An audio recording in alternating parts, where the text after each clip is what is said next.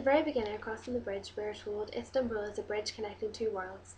This connects the title of the documentary, a bridging of different styles which is outlined in it. The film Passion describes an avventura musicale, a musical adventure for people who may not necessarily know about music, therefore tourists, and gives the people a taste of Napoli. Crossing the bridge begins with a display of Bamazula, an underground band. The darbuka drum is used instead of a snare drum and follows Turkish rhythms, for example 5/8, which is called a Turkish idiom. What stood out to me from the start was the East and West divisions. People want to believe they are Asian, they are part of Asia, and therefore try to escape the label of being European. So the questions of debate of identity arise with the people, Alaturka and Alafranga, which is outlined in Alaturk's readings. Next we see how Istanbul is full of rock music, performed in many club scenes. Rock music, which usually almost has negative stereotypes of swearing, heavy drum beats, swearing, shouting, all the typical stereotypes which are shown in this film. As for the hip-hop culture of Istanbul, it's very male-dominated. Females are not as prominent, they may not like it or be interested. The hip-hop artists rap about anything, and it says, and I quote, "We are who we are," very individual. Breakdancing is used almost as an expression creatively to show individuality.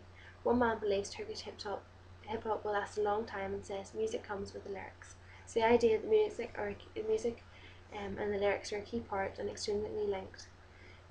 Stokes' reading, he says about Turkish hip-hop that there's contesting nations of the underground, often disregarded as not the mainstream way of Turkey, whereas Lipset says creative misunderstanding, which could be said of all music in Istanbul.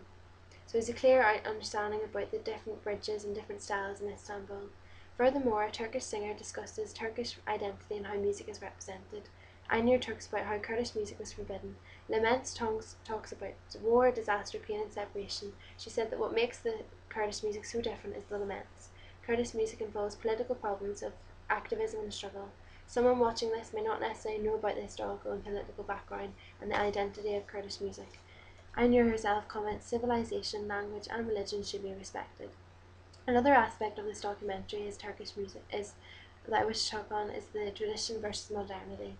Genzibai, a very popular character in Turkish music industry, discusses how they took techniques from Egypt which are more westernized, but they faced adversity. Some people did not approve and wanted to keep tradition. So this illustrates the ongoing debate, how people want to incorporate new modernized elements, but where do you draw the line?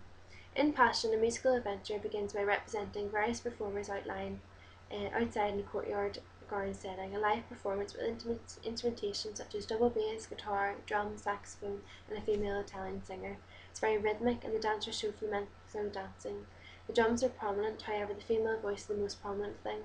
There's scenes of her singing overlooking in the city, which sets the scene, perhaps to the audience of tourists, that it shows that the city is musical and also shows the Neapolitan character. James Brown describes it as an avalanche music and a hotspot of song, and John Toronto, the director, said songs were drenched in contradiction and irony. Neapolitan capital is a paradox. One man said, "You need to understand the Neapolitan character of the city."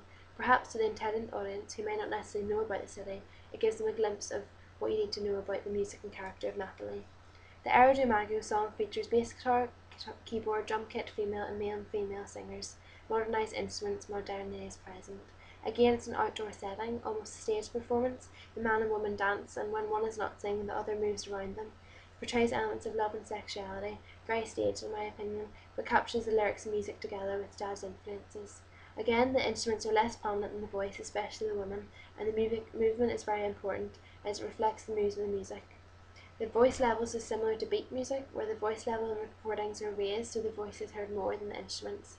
The climate, dialect, character of the people, it's all represented in the film, reflects the musicality, again for the target audience of tourists. Even the likes of when a cappella and singing is used, everyone join in, it's a part of their culture. The Napoli is described as one of a kind, however there are also difficulties of living as well as positives, with some unrealistic depictions of the place, the view of the city, too picturesque at times in my opinion, and the music within it.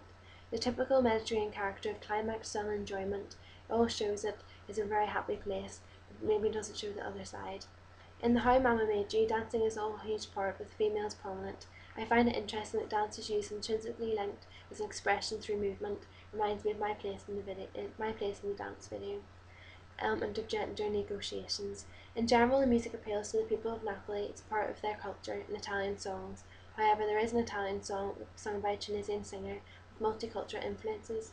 Faustino's useful metaphor of porous city is relevant, shows the influences and absorptions of other cities and cultures. Again, movement is always present, and a female singer, so gender is key.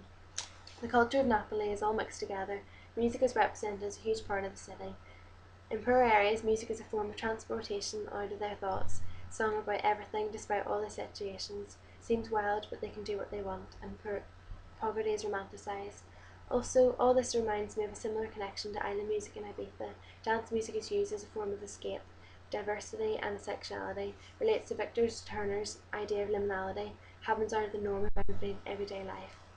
In conclusion, it's evident to see the various kinds of music represented in both, the mixture of different genres and Neapolitan styles, from rock and hip-hop laments in Istanbul, with the continual Western-Eastern debate, and then the more rhythmic, modernised characteristics which are shown in Napoli.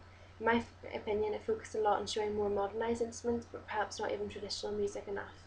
The first documentary shows the cultural diversity of Istanbul, and also the musical cosmopolitanism, where both historical and political background are significant for the audience intended.